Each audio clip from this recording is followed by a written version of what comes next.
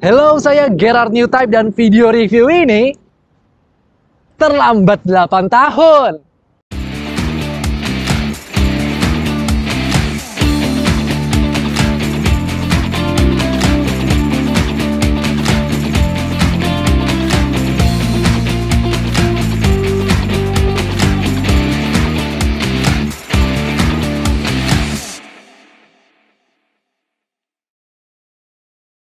Suzuki GSX-R 150 memiliki mesin 147,3 cc dengan 18,9 horsepower, berat 126 kg dry, 131 kg wet, full tank 11 liter, punya tinggi jok 785 mm dan retail dengan harga 35 juta rupiah on the road Jakarta. Oke, jadi pertanyaan terbesarnya adalah apakah ini masih GSX-R legendaris yang kita kenal? Let's take a look at the bike itself. Saya pikir ini adalah chassis Delta Box. Ternyata chassis Diamond.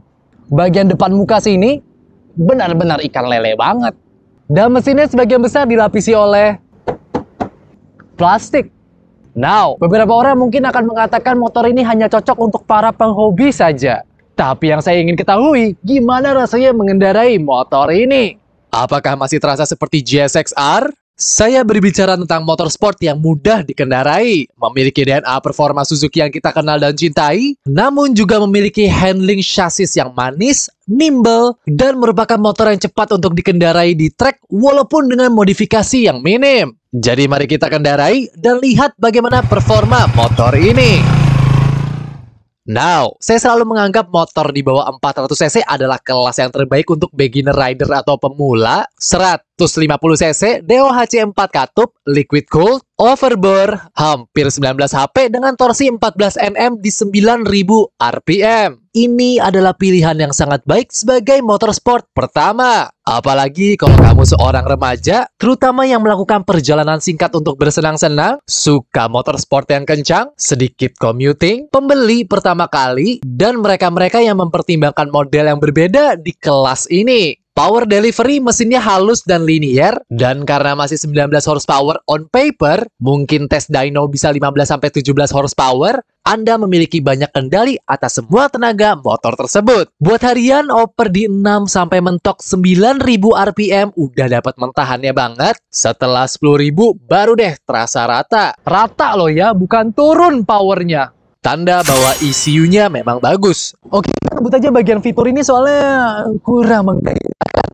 Motorsport entry level, LED nggak LED, conventional fork, monoshock, setang under yoke, pelopor keyless ignition system, Suzuki Easy Start engine, answer back function, dual exit exhaust system muffler, pedal disc brake, dan full LCD instrument. Speedometer, tachometer, fuel gauge, posisi gigi, jam digital, trip A, trip B, average fuel consumption, dan shift light. Jangan expect bahwa motor ini punya multi-level traction control, wheelie control, cornering ABS, ataupun riding modes. Apalagi moge look. Tren bullshit lah itu. No need kalau cc-nya masih segini. Apalagi sampai dikatain kopong. Lelaki tidak bercerita tapi tiba-tiba punya NHK. Dan kabar baik ya, DNA GSX-R dengan handling yang legendaris tajam itu masih ada. Karena suspensi dan chassis memberikan hasil yang baik di tikungan sempit maupun tikungan cepat sekalipun. Untuk price point dan motor kaliber seperti ini, tidak menggunakan USD adalah hal yang cukup terlewatkan. Mungkin. Dia cukup dive saat hard braking, tapi reboundnya bersifat progresif dan bisa diprediksi. Shock di sisi lain juga tidak adjustable sama sekali, terima apa adanya, 35 juta. Cuma kondisi default seperti ini aja, dia sudah terasa enak sebagai motorsport. Stiffnya itu pas, depan belakang bisa kawin dengan sempurna saat di jalan. Bukan untuk race ya, digabungkan dengan bobot yang 131 kg, ketika cornering, berubah haluan secara cepat mau S kecil ataupun S besar, motor begitu mudah ketika attack corner dan exit corner. Tapi pas mid corner atau di dalam tikungan, redaman suspensinya kurang oke buat riding style saya. Jadi kalau berniat ngejar lap record, saya rekomendasi untuk mengupgrade suspensi yang ada. Mastrem by Bre 12,7 mm, standar rubber hose, kaliper dual piston by Bre dengan ukuran piston 28 mm setiap piston, dan pedal disc rotor ukuran 290 mm. Cakep banget. Nggak pelit ini brand kalau ngasih spek. Rem belakang disc brake juga, I don't really care. Dan ketika semua ini digabungkan, saya bisa bilang sistem JSX-R ini menghasilkan tenaga pengereman yang presisi, persis seperti yang dikenal oleh brand-brand tersebut. Suksesor dari FXR 150 ini, karakter mesinnya sangat spesifik. Cocok banget buat yang suka motor balap. Performa di bawah 5000 RPM itu rada lazy, tapi ketika di tengah alias 6000 RPM ke atas, dia baru galak dan nunjukin taringnya. Melintir sampai redline 12.500 RPM. Pergerakan gearbox terasa smooth dari awal sampai gigi 6, gigi 3 dan gigi 5 adalah favorit saya. Balik lagi, perbandingan gigi terasa rapat, hanya saja di gigi 6 terasa overdrive. Kalau kamu nggak ngebuat gigi 5 teriak, gigi 6 akan terasa ngempos. Tinggi saya 181 cm dengan insim 80 cm. Dan of course, dengan jok yang terbilang pendek ini, kaki saya menapak dengan sempurna. Nekuk lagi. To be honest, buritannya itu cukup nungging. Tinggi jok 785 mm dan ground clearance 150 mm. Buat seseorang yang terlahir langsung pegang motor bebek underbone sebagai motor pertama seperti saya, ini bisa dibilang oke lah. Tapi buat yang tidak terbiasa dengan motor sport yang murni, ini pegel banget. Karena setang itu kan tipe underyoke alias di bawah segitiga atas. Otomatis ketika kamu riding, berat badan akan bertumpu di pergelangan tangan. Ketika hard braking, pergelangan, siku, dan bahu pasti akan ada tekanan. Tapi ketahuilah bahwa ergo umum dari JSX-R family, mau sampai yang JSX-R 1000 L6 itu memang sangat sporty. Jadi anggaplah sepadan dengan performa yang akan kamu dapat. Memang dipaksa nunduk.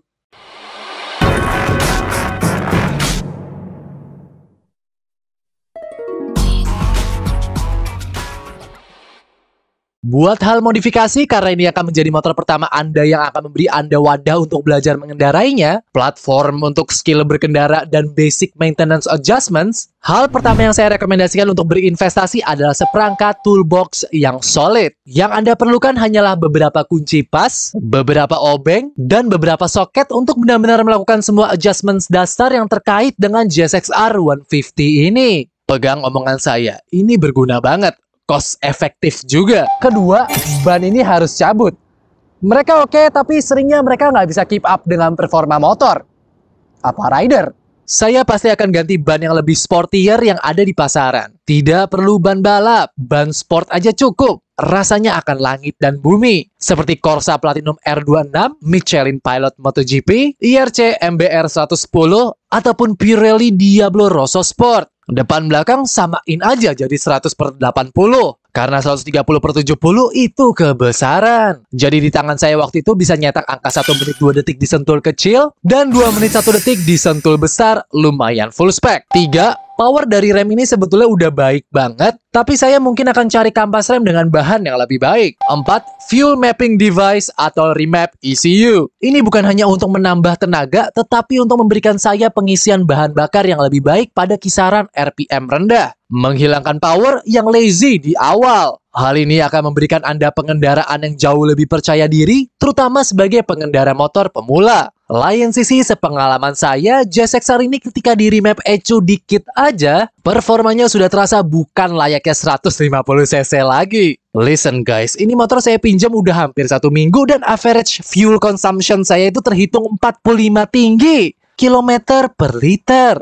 Itu irit banget. 5. Pakai oli full sintetik dan pakai oktan yang bersih terus. Niscaya sesimpel ini aja JSX-R kamu udah pasti akan ngacir terus. Hindari yang on-off. So, komplain terbesar saya hampir nggak ada to be honest. Harganya paling murah di antara bertiga. Kualitasnya top chair. Punya bodi paling kokoh. QC terjaga, tidak kopong, ganti komstir original setiap minggu, paling ramping, paling singset, dan performanya nggak pada baca judul video ini apa? Kamu tidak bisa benci motor ini tanpa alasan yang konkret.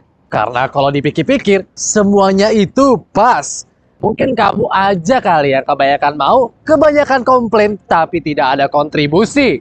Satu hal titipan saya, mungkin semangat juang dari Suzuki Indonesia itu sendiri kali ya. Dengerin, nostalgia adalah hal yang manis dan saya pun suka ikut ambil bagian. Tapi ketika kamu memprioritaskan nostalgia dan desain daripada inovasi, itu adalah resep utama untuk ditinggalkan di belakang. Mari kita balik lagi ke pertanyaan $1 juta. Apakah ini masih Suzuki GSX-R yang legendaris? Walau terlambat hampir 10 tahun setelah R15 mengaspal di Indo, GSX-R ini datang sama sekali nggak buat fansnya kecewa. Veni, Vidi, Vici. Dia datang langsung jadi yang terkencang. Kamu nggak bisa merubah pikiran saya ini. Tapi Suzuki memang selalu menggunakan kecepatan untuk marketingnya. Saking mereka itu tahu motor mereka itu kencang-kencang, hal tersebut dijadiin bahan marketing buat si Suzuki. Pernah baca artikel gimana cara buat lele super ini makin kencang? Itu gila dan saya suka banget. Nggak ada Indonesia-Indonesianya sama sekali. Tindakan seperti ini itu sangat global banget. Jadi jangan expect pikiran-pikiran kecil seperti bisa bawa galon apa enggak, bisa bawa kambing apa enggak, bisa bawa sayur apa enggak, bisa bawa teman lo sebanyak-banyaknya apa enggak. Awet, ngebut, ringan, padat, kecil, murni DOHC, dan pernah jadi champion 24-hour endurance race di Eropa. Kamu mau beli mesin apa beli fitur? Buat rider yang idealis seperti saya, purist motorcyclist, expect motorsport perform like a motorsport, ini adalah pilihan yang utama. Jujur mesinnya terbilang cukup konvensional, lantaran belum pakai sistem katup variabel ataupun slipper clutch, padahal rivalnya sudah menyediakan. Tapi faktor reliability dan karakter overbore-nya itu tuh yang jadi nilai jual. Maka jangan heran kalau dia sangat kuat di putaran tengah hingga atas. Dorongan akan terasa dari 6.000 terus dipaksa teriak sampai mentok 13.000 RPM. Selamat menikmati nikmatnya engine ini dari gigi 3 sampai 5. Di tangan bocil, mereka menjadi hujatan karena mereka tidak mengerti. Tapi di tangan purist motorcyclist, mereka memang istimewa. Overproud terhadap sebuah brand adalah hal yang tidak baik, but damn Suzuki, lo berhasil membuat motorsport yang murni motorsport. Apakah dikit-dikit ngegas, dikit-dikit limit, dikit-dikit cornering, dikit-dikit geber-geber? Well, motor ini bisa dan mampu. Kamu sudah beli satu takometer, lalu gunainlah seluruh takometer.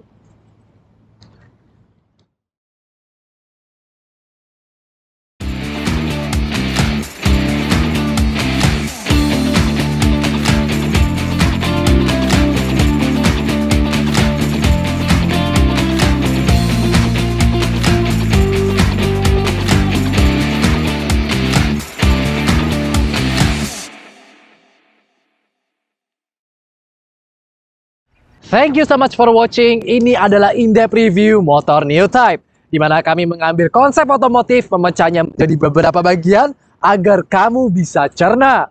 Jika Anda menyukai ini, silahkan share ke teman-teman Anda, like videonya, subscribe channel New Type, dan tekan bell notification. Karena konten motor terbaik Indonesia ada di sini. Dan jika ada topik apapun yang secara khusus Anda ingin kami bahas, let me know in the comments down below. Nama saya Gerard New Type. Thank you so much for watching. I'll see you in the next awesome video. Ciao!